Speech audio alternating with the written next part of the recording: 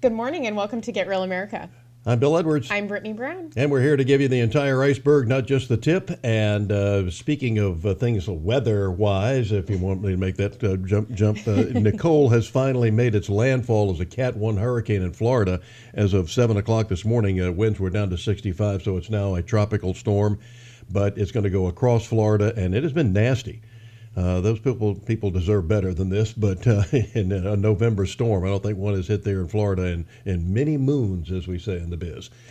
Going out to the Gulf, going to swing around, going to come back toward West Georgia, so up to the Florida through the Florida Panhandle. So still lots to worry about. Veterans Day is tomorrow, on the eve of Veterans Day, and they have postponed the parade until Saturday. I don't know if that's going to help or not, Brittany. I don't know. You never know with these storms, Bill. Well, you're not. Sometimes they take their sweet time, and sometimes they're through really quickly. So. I can't remember a November storm that didn't anything. You saw them develop and then sort of fall apart or just go up and become a fish storm, stay out in the ocean. But this one, nasty, and just seemed to pop up out of nowhere. Yeah, I'm not sure about the weather. I think we're supposed to get 3 to 5 inches. Is that right? Yeah, and if I didn't know better, I would say this was the Democrats actually tried to conjure up this thing to interrupt the voting in Florida, but they were a couple days late. The timing was bad, yeah, as is always with the Democrats. Yes, so all after-school activities in Chatham County are going to be canceled. They will still proceed with school per normal. Mm-hmm. So, but no after-school activities today. So. Speaking of Veterans Day, something that I thought was great is that the Wayback Burgers is going to be giving 10% to a foundation called Tunnels for Towers. They do amazing work for our veterans. What they do. And people that, lose limbs and things like that. First responders, yeah. The Tunnel to Towers, of course, started after 9/11 by the Frank Siller family. Yes, so amazing work there, but 10% will go of the proceeds or of their revenue will go to that foundation tomorrow. So make sure that you get out and support businesses that support our veterans. And we'll be talking about Veterans Day. We'll have an entire Veterans Day special for you tomorrow as well. We're going to show you some snippets of what you can expect from that show as well. Yes, very excited about that, Bill. We put a lot of work into this show, so we hope that you guys enjoy it. We were able to go to Brunswick, Bill and I. We drove down.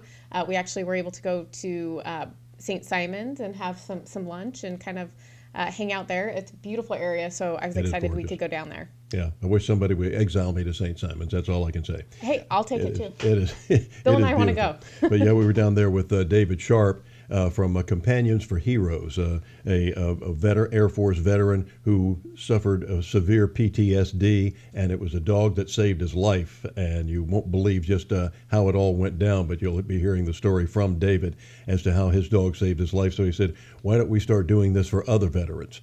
And he started Companions for Heroes, where he said you save 2 lives.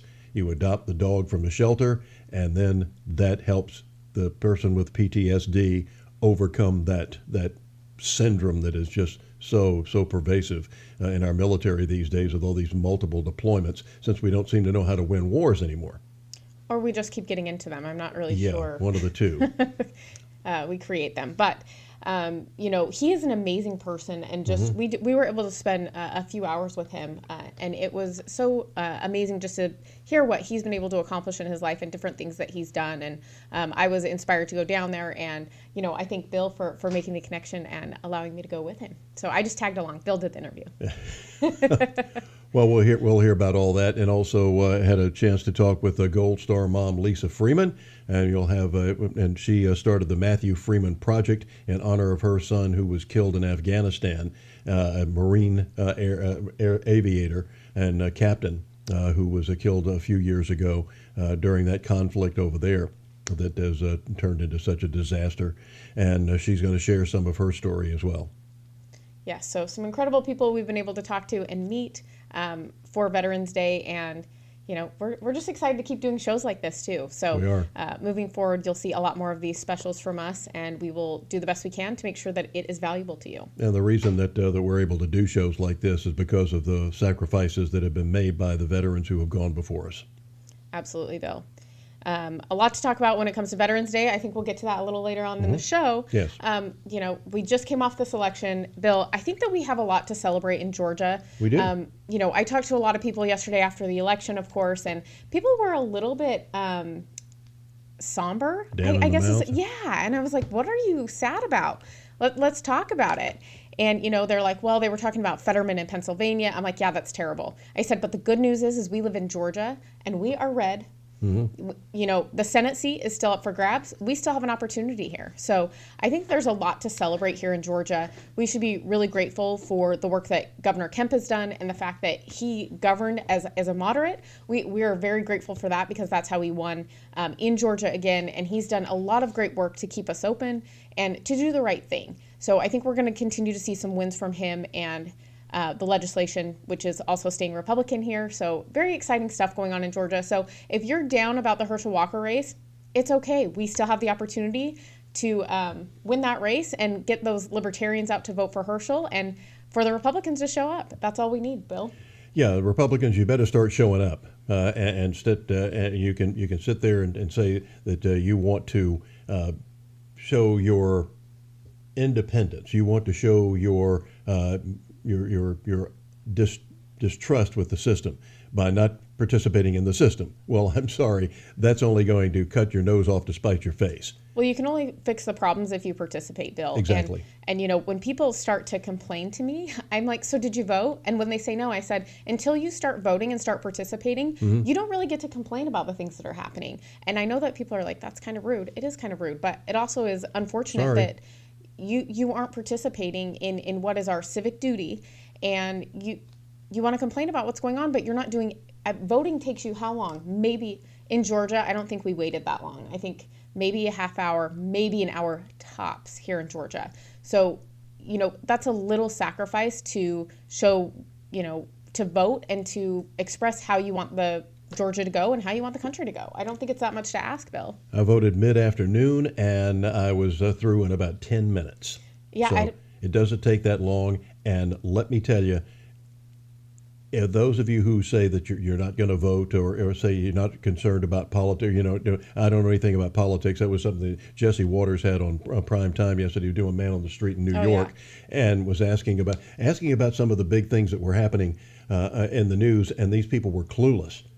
And when I said, well, I just don't follow politics. Well, it follows you. I was going to say, gas prices, those impact you. Why are you not concerned? That's politics. I'm sorry to report, because we're not going after our own oil. That's the reason gas prices are so high, and that would bring down the price of just about everything else.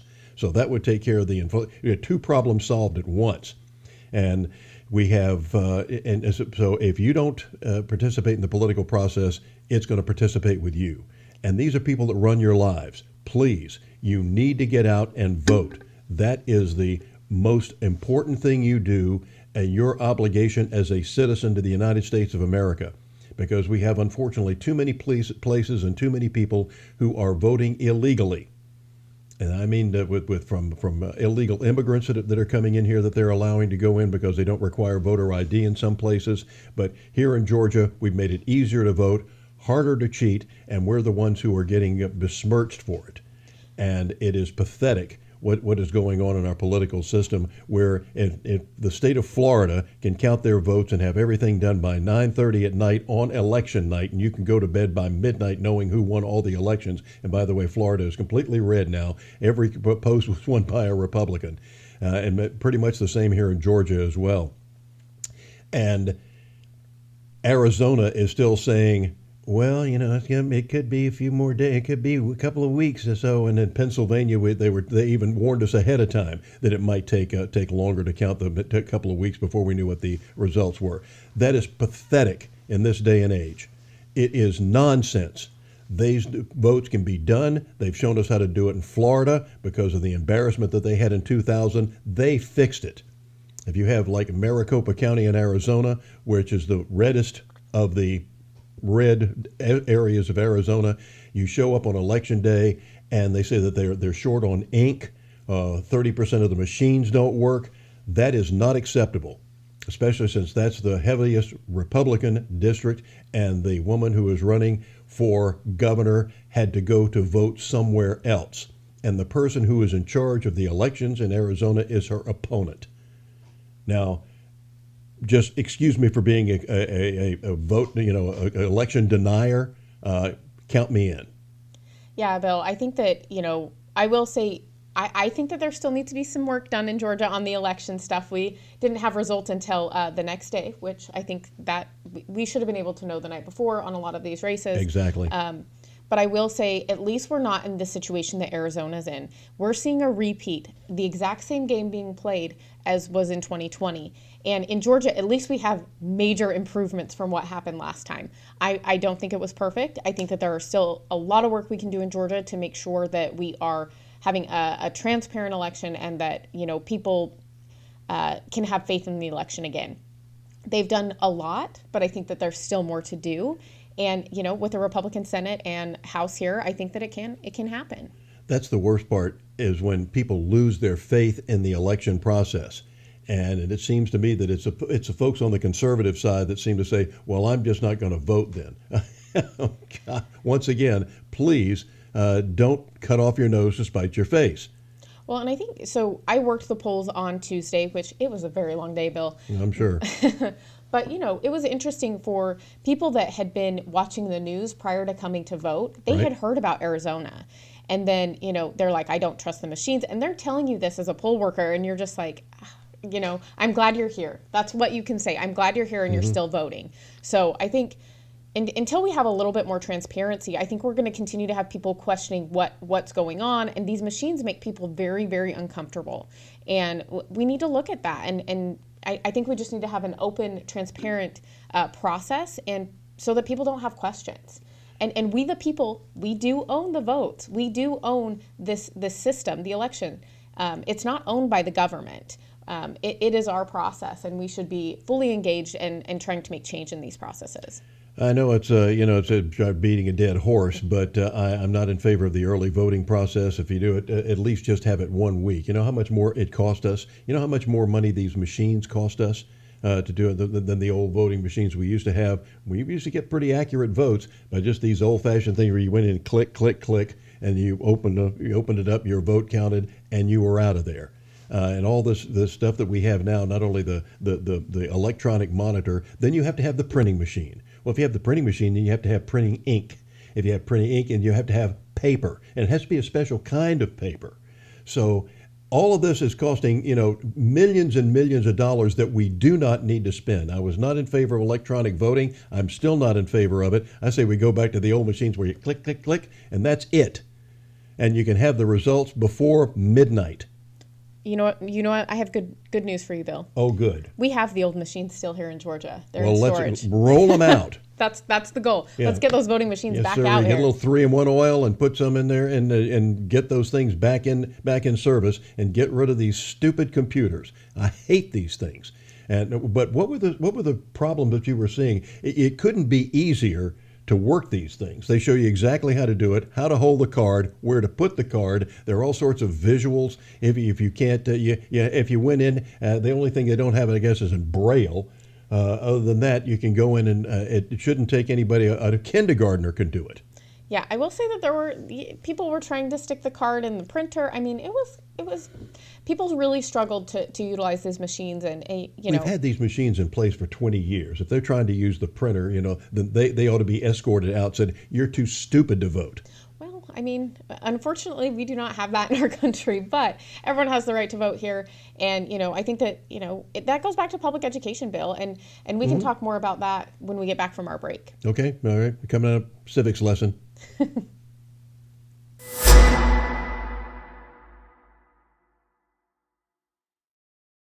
Wasteful Washington spending is killing us with inflation and sky-high prices on groceries and gas. Senator Raphael Warnock voted to allow hundreds of millions of dollars of COVID relief funds to be squandered on a luxury resort in Florida, a New Jersey soccer stadium, a ski area in Iowa. Tell Senator Warnock to start voting against reckless spending to stop inflation. Georgia families need cheaper gas and food, not frivolous luxuries in other states.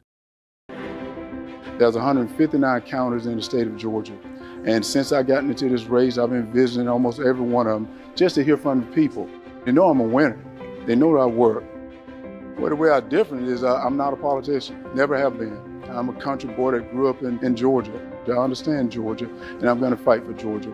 We got to get this country back together. We got to support our police. We got to support our military. Most of all, we got to support our citizens. But what I am going to do is listen to the people. I'm going to get out here and I'm going to work for you. And I say what I'm going to do, and I do what I'm going to say. And we're going to make things happen.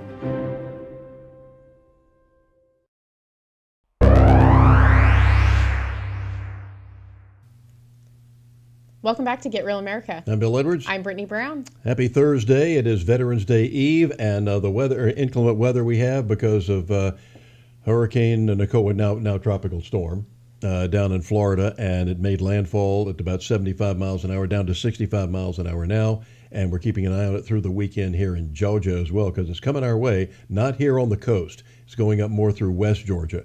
And Brittany, we had a devastating hurricane that came through West Georgia about 4 years ago, and it hit our agriculture industry horribly. And that is the last thing we need right now, Yeah. Bill. Like we need to hold on to all of our agriculture right now. Our pecan groves were devastated.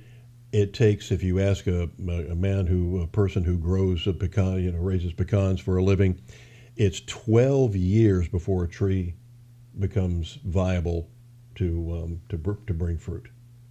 12 years from the time it's planted. We don't have that kind of time, Bill. Come to maturity.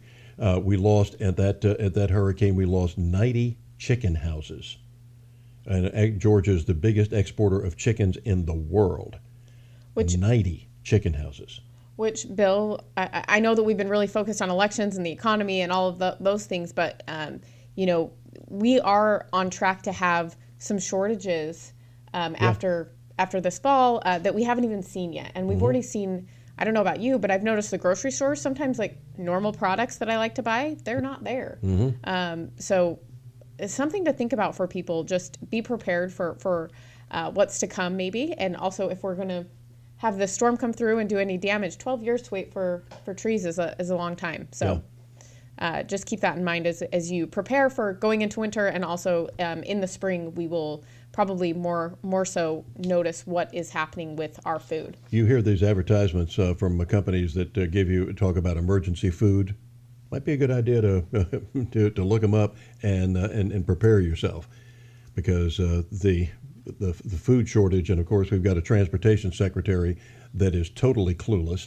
Hadn't got a clue as to what he's doing, couldn't get potholes fixed in South Bend, Indiana, and now he's the transportation secretary of the most powerful country in the world, and it's just ridiculous, the supply chain problems that we're having. And one of the reasons also is because we're not going after our own oil. The products that are needed, that are offsprings from petroleum products like fertilizer, the farmers were either not able to use it, get it, or it was so expensive they couldn't use as much, and they didn't plant as much. So just get ready. We're not trying to make you panic here, but at the same time, you need to be prepared, and you need to start going to the polls and voting for people who know what the hell they're talking about and doing. I think that's a big thing that we need to really look at, is who's qualified for these positions, and what do they believe in? Is their heart in the right place? And I think that those are some questions that I have when it comes to even this Senate race that we have going on here in Georgia that is now in a runoff. And one of the things is that, you have someone that's voting with Biden 96% of the time, Bill, if I'm not mistaken. Yeah. And the country is not going in the right direction. And we see how he votes. So for me, I'm like, you know what? We need a change. I do not want to have 6 more years of a Senate that does things to harm us as Americans and doesn't do the right thing to make our lives better. And I don't think it's going to be fixed overnight, Bill, because it didn't happen overnight, right? It wasn't created overnight. But it was incrementalism. Yes, but we have to do things to make changes. And I think that having the Senate seat change is going to be huge, because it might come down to Georgia again, Bill. It looks like it. And Raphael Warnock kept sitting around telling you that, he really cares about Georgia, and this is what he's doing for Georgia. As Brittany said, when he's voting 96% of the time with Biden, that is not what Georgia is looking for, spending trillions of dollars that we do not have, and coming up with bills that have these stupid names like Obamacare, and also the Inflation Reduction Act. It's anything but. You cannot you cannot call American Express and tell them you're going to spend $5,000 today, so it will reduce your bill. Yeah, it doesn't work that way. And I also think that, we really have to just sometimes make sacrifices, right, Bill? I know that a lot of people had a hard time voting for Herschel, and I get it, because you see these ads that they placed out there, and they are awful about Herschel. But I think if you do your own research, you also look at some of the videos that were put out, you know that they changed the framing of something, where his wife was sitting with him while she's talking about what had happened and that he had a gun. But then, Herschel is sitting right next to her. So he had asked her to talk about it with him. And they still made it look like she was going against him and trying to go after him. And that's not what happened. And I think that people really should make their own decisions, do their own research. And I know I'm going to say this till I'm blue in the face, but you cannot trust the mainstream media to tell you the truth about these candidates. I know we've seen this time and time again when it comes to a lot of the different issues that I'm not going to mention just because I'm not going to get censored. But, there's a lot of stuff that they are telling you that is not true. And I think it's important that you also look at what Raphael Warnock's done, some of the things that he said. I mean, there's been something that we've played on our show that, he has said that, we have a racism problem, and he's a divisive person. He isn't trying to unite us, Bill, and I think that that's something that we really need right now. The millions of dollars and hundreds of millions of dollars that have been spent on his campaign and around the other campaigns, and the you've got Hollywood against you, you've got all the Democrats against you, you've got the media against you. But I repeat myself, and that's what translates in. And then of course you have the wonderful libertarian candidate who siphoned off about 2 to 3% of the vote. That probably most of would have gone to Herschel, which would put him over the 50% mark, just as it happened in the presidential campaign. That we didn't go, that we or in the last time that we were going through all this, when Georgia was the key state where we could, if at least we had elected one of those senators, reelected one of the senators, we would not be in the position that we're in now. But unfortunately, both of those seats went to the Democrats, and it was because of all the millions of dollars and the campaigning that was done, and that the Democrats know how to manipulate the system. They know how to get to people, and they keep lying about their, but you hear, they've gone back to, I remember back in high school, when I had some of my friends came up and said, well, we're not, our parents are saying that, they're going to vote for Barry Goldwater over President Johnson because Barry Goldwater wants to take away your Social Security. And I said, where did you hear that? He said, no, he said that there's a better system that we can transfer to, rather than this Ponzi scheme that's been perpetrated on the Americans since the 1930s by Franklin Delano Roosevelt and his Confederates, that became Social Security is a Ponzi scheme. There's no doubt about it. When it was started in the 1930s, there were 64 workers per retiree. So it was easy to feed into the system. They also set it at age 65, when the average age of lifespan at that time was 63. So they wanted you to be dead for 2 years before you could even qualify for it. But now we have something like 3.5 or maybe even 2.5 workers per Social Security recipient. And it ain't going to work. It's a house of cards. They keep telling us it's coming down, and it's not the Republicans who are trying to get rid of it. It's the Democrats who are running it broke because they rob the system of their money. You do this in the private sector, Brittany, and you go to jail for a long time. Well, I think that's the thing, Bill. We need to get to a point where there is accountability in the government. And they can't just decide, well, we're going to rob Peter to pay Paul, and Paul is their pockets. So I think that that's something that we've seen time and time again, that, there is no money in Social Security. They're basically just finagling it right now. We're borrowing money to send to Ukraine. But we don't have the money. Like, if you don't have the money, Bill, are you going to borrow money for your sibling? Like, if they say, hey, Bill, I really need your help. I'm maxed out here. Will you borrow money for me? Yeah. Like, I don't think any of us are like borrowing money for other people if we don't have the money. Right. So I think that that's something to look at the government and see what they've done. They've been very irresponsible. They have not spent our money well, and I have a lot of questions about a lot of the taxes that we're paying and where that money's going. And I feel like I bring this up all the time too, Bill, but it drives me crazy. Mm-hmm. And it's our fault before electing or re-electing these people. How many incumbents overwhelmingly won re-election this time? And it is pathetic. And you look at these candidates and you say, when there was a survey that Fox just put up yesterday, 75% of Americans say that America is going in the wrong direction. 75%. How did we get this? That didn't translate into the polls. If 75% of the people are dissatisfied with the direction this country is going, why in God's name would you vote for the people in the party who have put us on that track? I just don't get it. I don't understand it either, Bill, especially when, do you think that it doesn't translate that it's actually politics that's in charge of like what's ruining your life or what's making your life harder? I don't know. It's very interesting to me, Bill. I don't know how how it's not translating for people. Again, it's civics. We're not teaching it anymore. We're talking about instead of just voter ID at the polls, I'd like them to have a civics test. Ask at the people that are coming in, how many branches of government, like 10 questions. How many branches of government are there? Which one does what?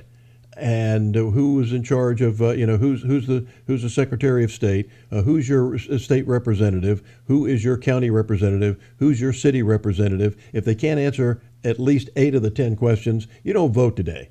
Well, also, Bill, I thought it was interesting. Someone brought up, we should have a system in which when people participate, that's when they get to vote. Yeah. If you're not participating, then you don't get to vote because you're not involved. You don't understand what's going on. And either you're there, it's unfortunate, but the system has been corrupted. I think that there have been people that have been convinced that they need to go vote, or it's almost like this cult behavior that's been created. There's no actual understanding of what they're voting for. It's just like, you need to go save America and you must vote. And we do it on both sides, Bill. Yeah. It's not one side or the other. It's both sides that do this. And we have this cultish behavior now to where no one thinks for themselves. They just do what they're told. They go into the booth and they vote straight ticket. Some years ago in North Carolina, they said they were going to drop the D and the R from beside the people's names.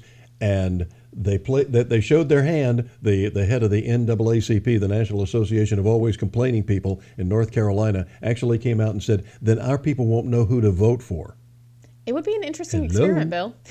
It would be an interesting experiment to see what happens. Yeah, it would, wouldn't it? Yes, it would. It was like Don Imus. I'm not a huge fan of Don, but he did no, it wasn't Don Imus.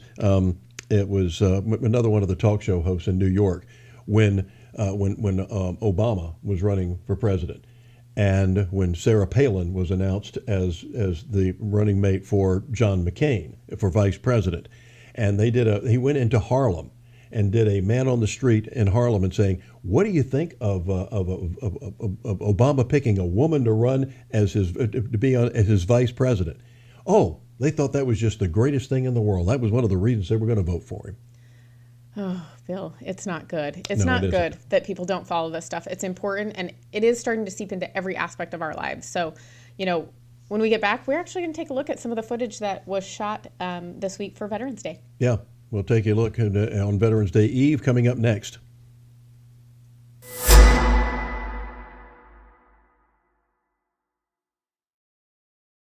Hi, this is Herschel Walker. I want to endorse Bruce Thompson as our new Labor Commission because he's going to do the best job you've ever seen for the great state of Georgia.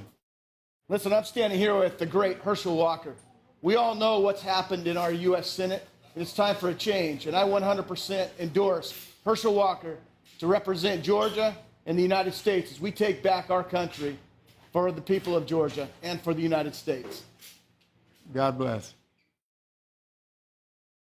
Reckless spending, driving up inflation, higher prices that hurt Georgians. I'm trying to save $2, and Senator Raphael Warnock votes to spend almost $2 trillion. $140 to fill my truck. And Senator Warnock voted to allow $140 million to be spent building a resort in Florida? $15 for burgers. Senator Warnock voted to allow $15 million to be spent on a soccer stadium in New Jersey. Tell Senator Warnock to stop voting for reckless spending. Stop. Stop. Please stop.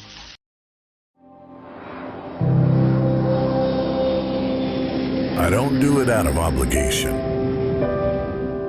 I don't do it because I'm told. I don't do it because I was trained. I don't do it to be bold. I stand for our national anthem because I'm forever grateful to be free. I stand for the anthem to respect those before me. We have wounded warriors who would return only if they could. Doing more for this country than any single person should. Stand up. Their lives were given for you.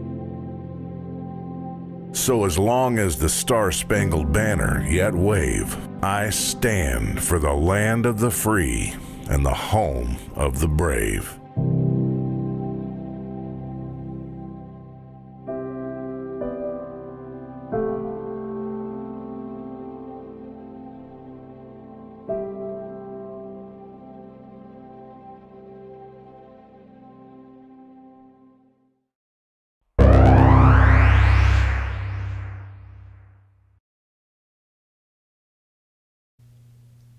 Welcome back to Get Real America. I'm Bill Edwards. I'm Brittany Brown. Happy Veterans Day Eve. Yes, and we just want to say thank you to the people that are following us online. We are getting your comments. Kevin Kuntz and A Million Voices, thank you so much. Appreciate the support. Meanwhile, we'd like to lighten things up a little bit. Yes, yes. After the election, we need to change pace a little bit. Here's a refreshing change for you, for those of you who like to eat, because as you know, we've gotten into this habit of eating when we were just little kids, and it doesn't seem to go away. Yes. So we'd like to get, if you like to eat, you also like it to be good, and we'd like to show you how to cook some. Yes, and we actually have a gal that will be doing a cooking segment on our show, and this is the first segment that she has done for us, so we're really excited. Rebecca, she is here with rosemary pork chops. Rosemary pork chops. I knew her well.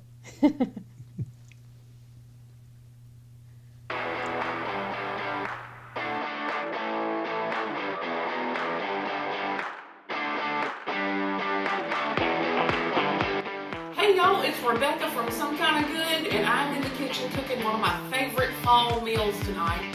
We're having pork chops for dinner with rosemary, some apples and onions, and rice with Hoppin' John.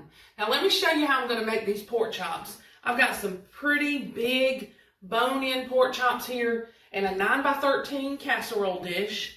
I'm just going to arrange these in my dish, and we're going to put some salt and pepper on them to season them up real good.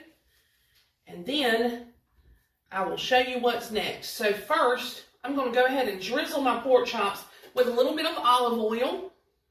This is one of my favorite autumn dishes to make. There's just something delicious about pork in the fall, whether it's a pork tenderloin or pork chops. I'm seasoning these pork chops really well with some kosher salt and a good bit of ground black pepper. And I'm going to flip them over and do the same thing. Now that oil just helps them to get a nice golden brown. Same thing on the other side here. And then I went out to my garden and I've got some fresh rosemary here, a little more pepper, that I've washed and dried. And I'm just going to put that rosemary in the pan with these pork chops. You don't even have to take it off the stem. It smells so good, y'all. And my rosemary plant is huge right out that window.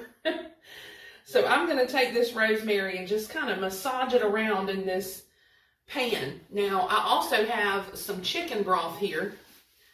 Wipe my hands off here.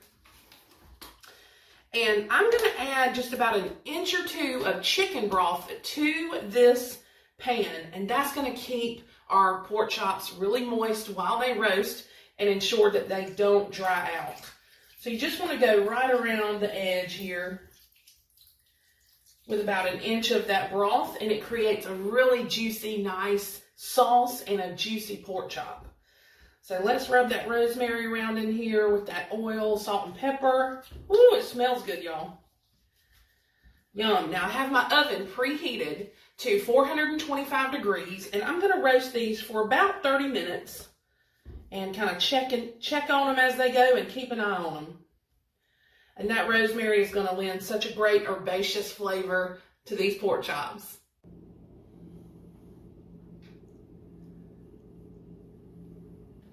All right, so let's talk about those onions and apples.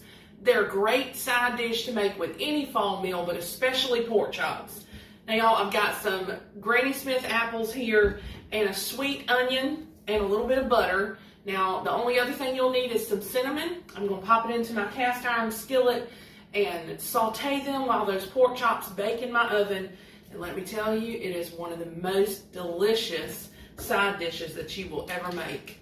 Now, I'm going to take my butter, probably about 2 tablespoons or so. I've already got my cast iron skillet getting warm over there. We're going to go ahead and drop this butter into our cast iron skillet. Oh yeah, it's already starting to melt. Now, I don't peel the apples. You can peel the apples if you want to. Now, one of my apples has some brown spots. I am going to take my peeler and go around just to get those bad spots off there. Just a little brown in here. Put that to the side, and then all I do is take the core out and slice these up into beautiful slices. Just go right around that core of the apple. Set him to the side, and then you're just going to slice it up like so. These apples really add a nice tartness, and they are quite delicious. Great. I'm going to go ahead and transfer these these apples to my cast iron skillet, and then I'm going to start cutting that onion. Woo! Yes, ma'am. Give that a sizzle. Ooh, when that butter starts to develop that brown color, that is great flavor.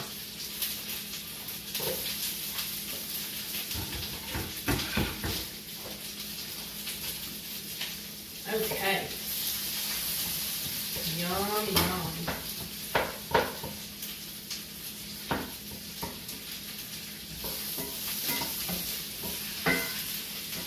Turn my heat down to about medium.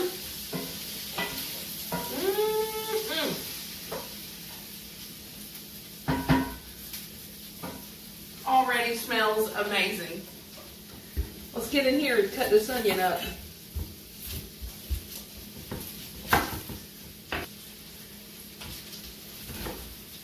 Just like so. You're going to take your knife, cut that onion in half, and go down the side of it just to cut it into some really thin slices that we can saute with that apple.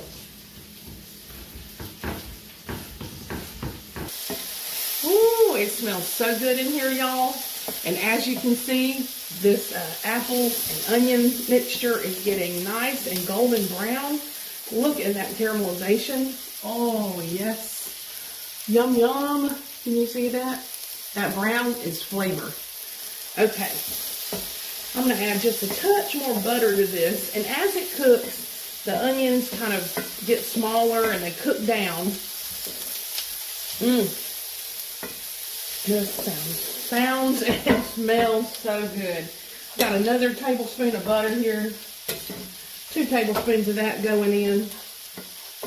And let's see, now I got my cinnamon out here. Here's a tip. If you have not updated your spices and seasonings for the fall, be sure to do that, because these seasonings only last for about a year, and then you want to replace them. That always will ensure great flavor in your dishes. Yum. Oh my goodness, it smells like apple pie as soon as you put that cinnamon on there. Heavenly.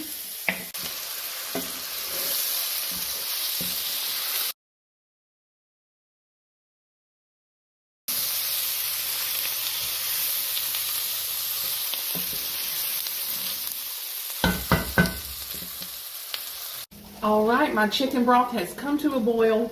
Now I'm adding a pinch of salt in here, a good bit of salt. And to this, I'm going to add 1.5 cups of brown rice.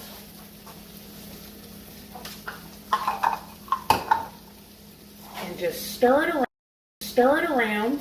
Now you may have heard me say I'm using chicken broth. That's another great tip for adding the best flavor to rice. You never want to use water. Always use chicken broth, or you could use beef broth, because that's going to give your rice a lot more flavor. All right, I'm going to pop the lid on this, and it should be done in no time.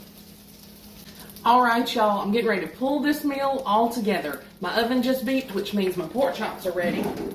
So let's take them out and see what we got. Okay. Oh, it smells so good.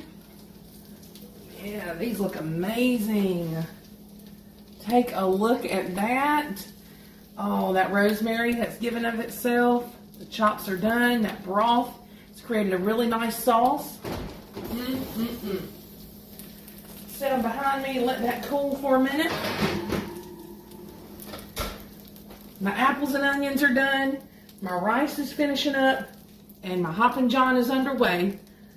I'd say this is a meal ready to eat. The last dish I have to pull together is this rice. It has finished cooking. I've got a little bit of butter here. I'm adding this butter to it.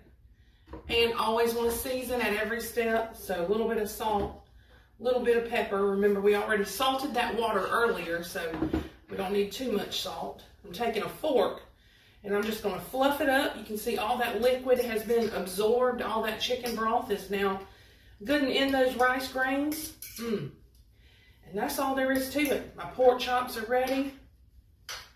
And everything is done. So we're going to plate this meal.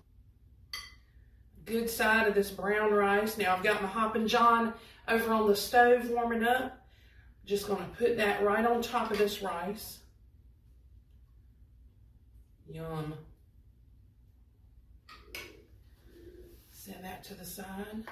Let's go in here and grab us a pork chop. Take this rosemary out. Ooh, smells so good. Pretty pink pork chop. Come here now. Right there on top. Now I always like to take some of this juice, these pan juices, and drizzle over the top of that pork chop. Yes, ma'am. Looks so good. Let's grab some Hoppin' John.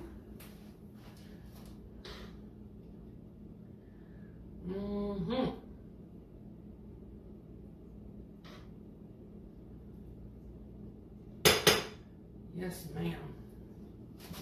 Now I'm going to grab my apples and onions that have cooked up to a golden brown over here in this butter with cinnamon. Y'all, this is fall on a plate, let me tell you.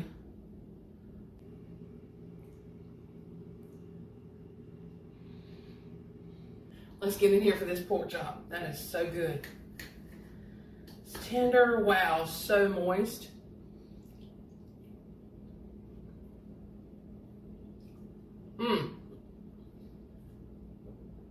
It's out of this world, y'all. Delicious. You taste that salt and pepper on there.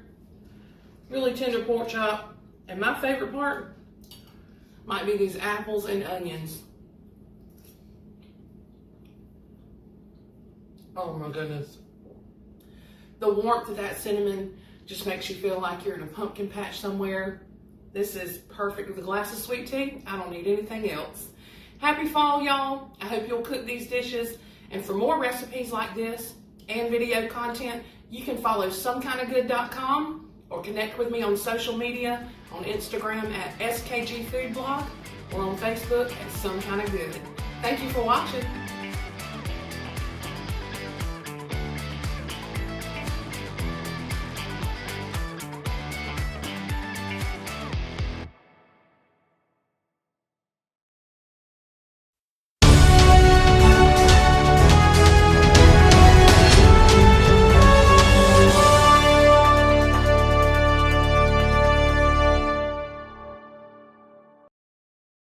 I'm Herschel Walker, and I approve this message. I admired Herschel from the beginning. Herschel has always been challenged about doing things that people thought he wasn't capable of doing. He wants to be the best. and he is striven to do that, discipline himself to do that, falls sometimes along the way, but he gets back up, and with his incredible drive and self-discipline, he has achieved mighty things. He's a real patriot of this country. He loves the United States of America. He also is realistic that it can be better. He is not a, quote, politician. There is a need in this country. There is need in this state for somebody like Herschel. Knowing him, the character that he has, he will make a great United States Senator.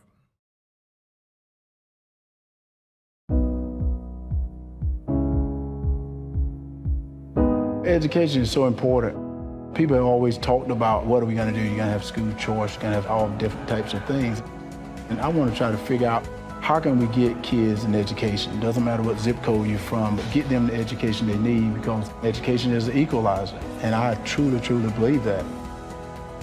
And that's the reason I'm here, just to see how this is working, what is going on, how you get them funding, and just what's happening.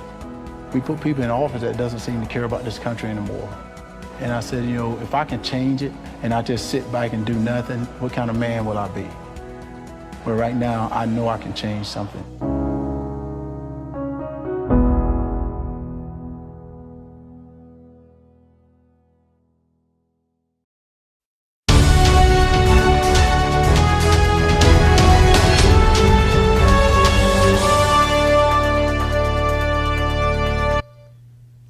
Welcome back to Get Real America. I'm Bill Edwards. I'm Brittany Brown. It is the eve of Veterans Day. By the way, can't wait to try the recipe for the rosemary pork chops, and understand that you, not to be confused with Rosemary Clooney. So what, you've tried them? Oh, yes. I made them. She sent me the video, and I was like, I'm making these tonight. So I actually made them after she sent it to me, and they were so good, Bill. It's a easy recipe and super, super delicious. Where do we find the recipe? You are going to go to somekindofgood.com. We will also have links on our website to Rebecca. She is amazing. She also does some writing for some local newspapers, which we will put on our website as well. Tomorrow's Veterans Day, and we are postponing the parade until Saturday because of the inclement weather coming our way, because of the tropical storm that is heading our way up from Florida. But it is a special day for a lot of veterans, for families who have served or those who have lost loved ones in the wars that we have fought over the decades and centuries here in America. And among them is Gold Star mom Lisa Freeman of Richmond Hill, who lost her wonderful son Matthew, a Marine aviator captain in Afghanistan several years back. And she has started the Matthew Freeman Foundation. And we have sat down with Lisa earlier this week to talk to her about her experience, what Veterans Day means to her, and about Matthew himself. And this is just a part of that interview that we had with Lisa earlier this week.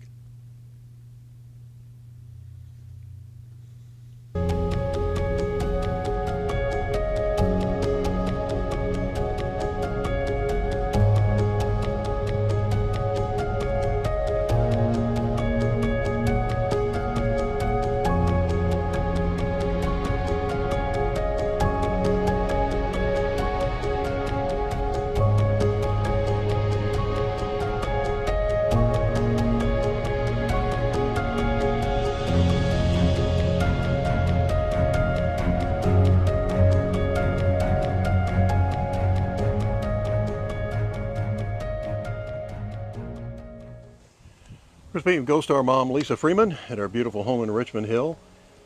And Lisa, Veterans Day, what is that? That has a lot of special meanings for you, doesn't it? It certainly does. And when you asked me to speak about it, it started conjuring up a lot more memories that I didn't realize were so connected with veterans.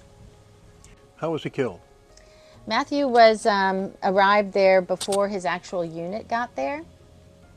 They arrived the day after his death, so they were part of the ceremony they had for when a combat person is killed, where they have the boots and his gun and everything. And so they got to be part of that, and then they were whisked away. But the actual day that it happened, I've heard from several people that were with him, and one especially, he said that Matthew went out that day with the Georgia Army Guard, National Guard, and they were going into a town in Kapisa province to go in and clear out the Taliban. And as this young man told me, he said he was in the vehicle at the top of the hill. Matthew and the men ran down the hill into the village, and one of his lines was, and Matthew stood out like a sore thumb in that Marine Corps uniform. I don't know if that made him a target more so, but I do know that he cleared the hut, got the other men safe, got on the roof and called in for air support, went down shooting, got the guy with the grenade launcher that was going to get them, from what I gather. But you know, I'm at a point where sometimes I wonder how much is true and how much might not be. But from what, I was just in touch with this one man yesterday, and he said without a doubt he went down fighting, and he was a true hero. There's some steps being taken right now that I'm very thankful for, that he's being removed from the columbarium, where his stone only says his name, the year he graduated, the year he was born, and the year he died, not even the actual dates.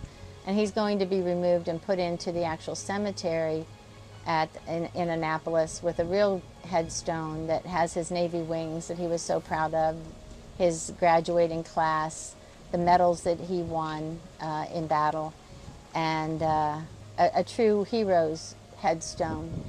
And it does my heart good, and I hope it kind of helps the others that were with him, because I know that a lot of them were impacted by him.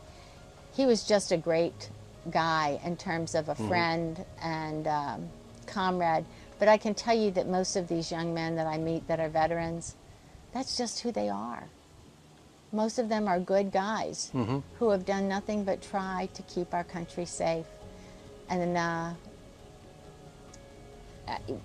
if you don't mind, I'll read his last journal entry. By all means. And this was written 7 days before he was killed. 5 days before he was killed. And he says, Mom, Dad, I can never repay you for all you have done for me. You made me into the man I am today.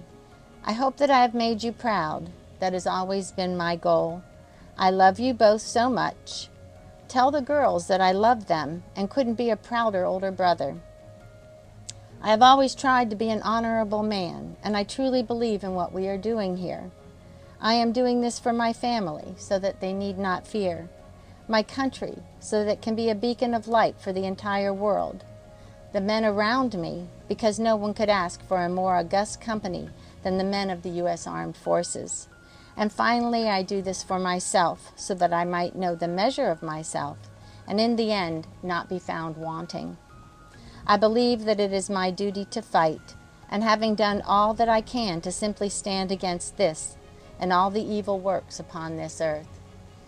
And again, if you look at his coin that he gave me, that last line comes right from Ephesians 6:12, about the evil works upon this earth that we're fighting. I believe Matthew, in his heart, or maybe even more so, knew something that was going on that wasn't right, and that the battle is also with in the Lord's army and not just here. But as you noticed in here, you couldn't ask for a more august company than the men of the U.S. Armed Forces. Those are our veterans he was talking about. He wanted to include them in his last journal entry because the impact that they had made on him and how much he loved them and respected them was so important to him. And you're getting ready to attend the reburial, is that right? That's correct. So on coming up this week, we plan on moving his remains, his cremated remains, into the actual cemetery at the Naval Academy. God bless. Thank Lisa. you, Bill.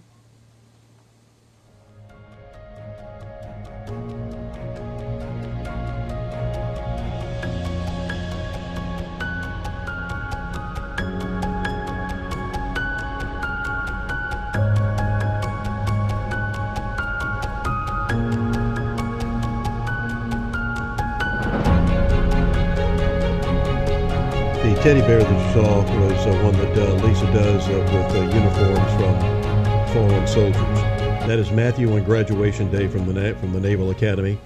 That is Matthew. The two pictures of the young ladies, the beautiful young ladies that you saw, are his sisters. And Matthew, there is his Bronze Star. And as for what he did that day, I think when the truth finally comes out, this was more on the level of Congressional Medal of Honor. And of course, his Purple Heart for giving his all. Lisa began the Matthew Freeman Project shortly after that because she had gotten a letter from Matthew saying, these kids over here are so poor, they have no school supplies.